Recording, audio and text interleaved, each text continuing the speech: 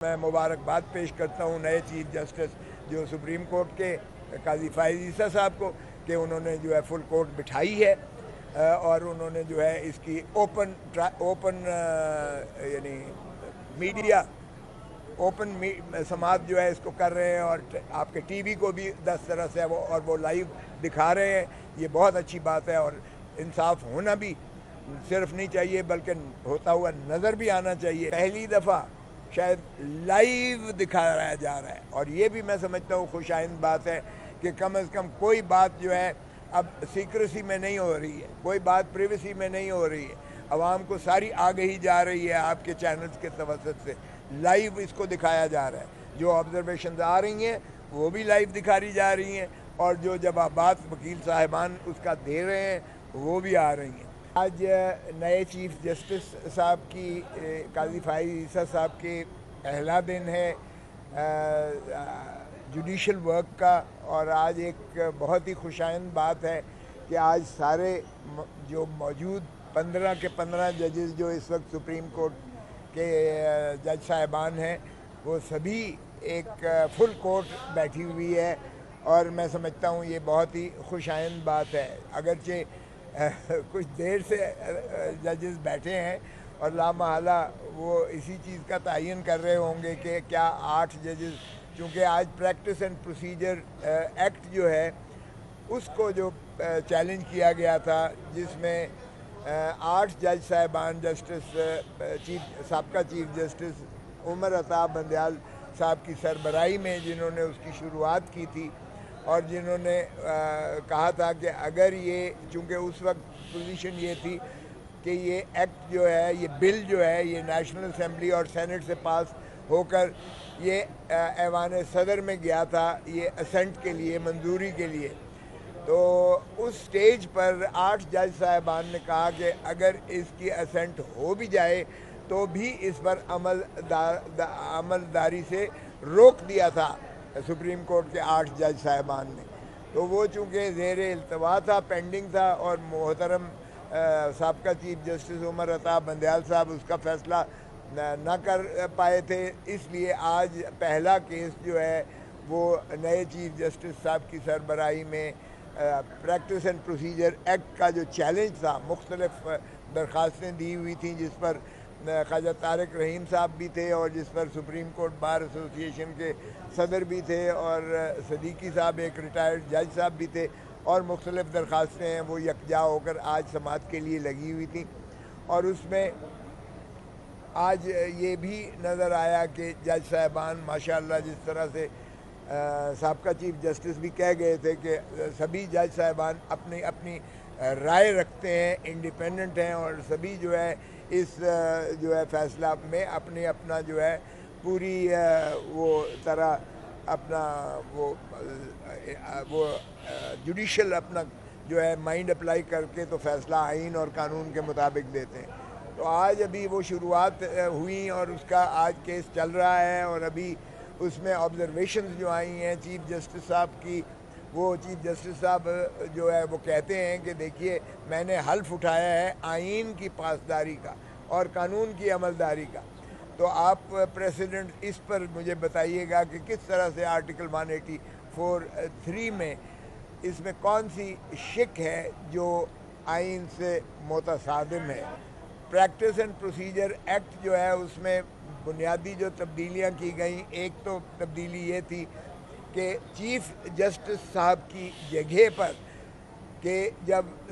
Suo motu लिया जाएगा या डायरेक्ट आर्टिकल 184(3) में लिया जाएगा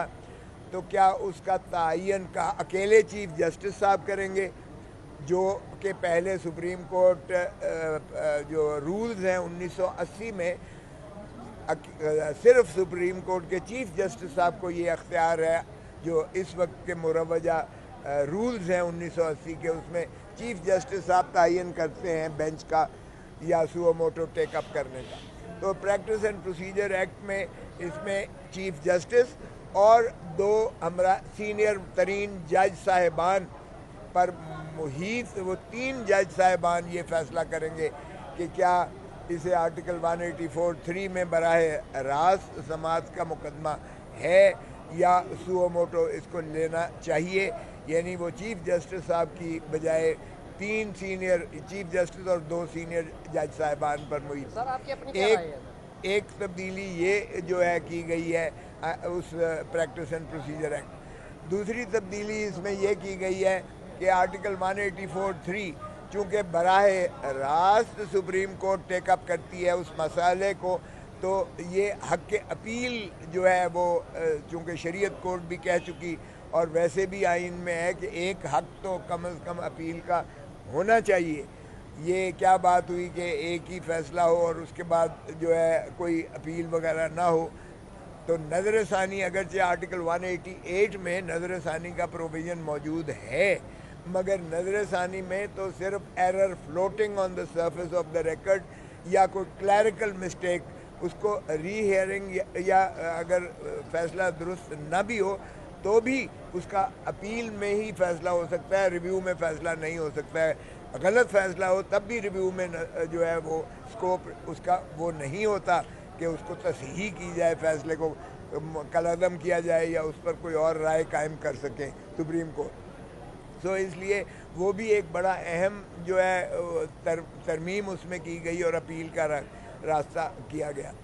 अगरचे इसमें जज साहिबान की ऑब्जर्वेशंस आई कि ये 184(3) में जो अपील का हक है, अपील का हक है, क्या ये प्रोसीजर आप कहेंगे इसको या सब्सटेंशियल एक जो है तरमीम कहेंगे? क्योंकि अपील का हक क्रिएट करना या देना ये सब्सटेंशियल राइट है, तो इसमें तो फिर शायद आइन की तरमीम की ज़रूरत पड़े और ये बिल जो है इस हद तक या एक्ट जो है प्रैक्टिस एंड प्रोसीजर एक्ट शायद ये उस कसवटी पर,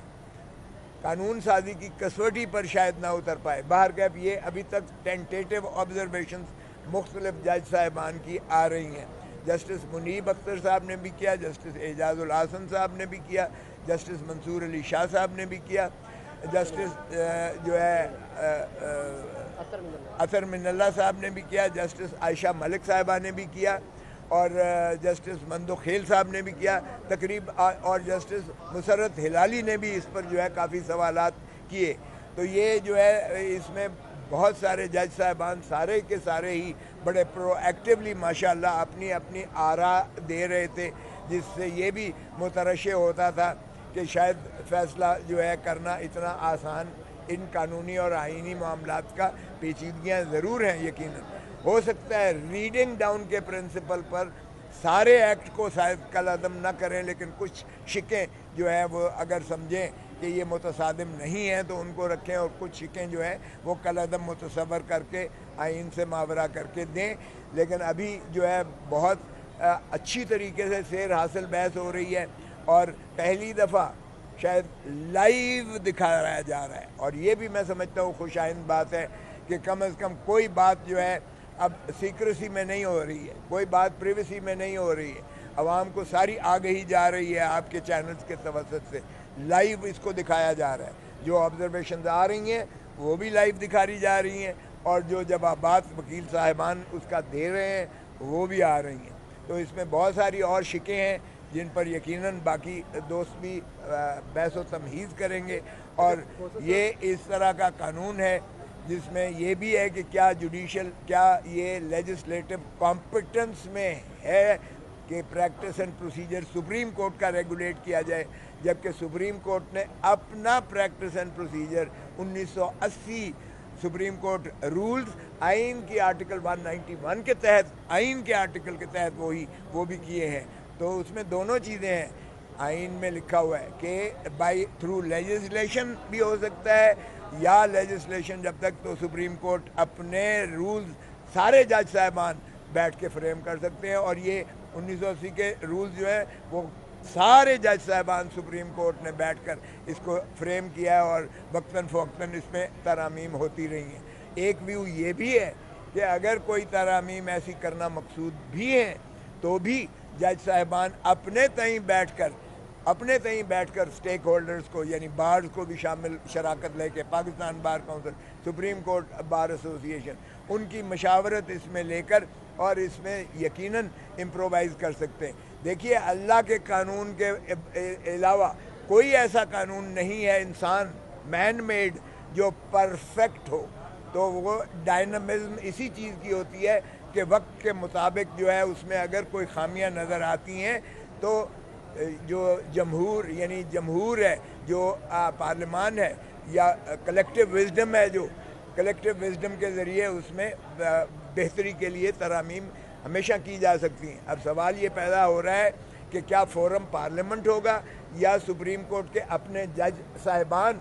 स्टेक होल्डर्स के साथ मिल बैठकर इसका जो है इसमें 1980 के रूल्स में तरामीम करेंगे। बाहर के अभी केस जारी है और इंशाअल्लाह देखें कि इसी हफ्ते के अंदर मुझे तवक्को है कि ये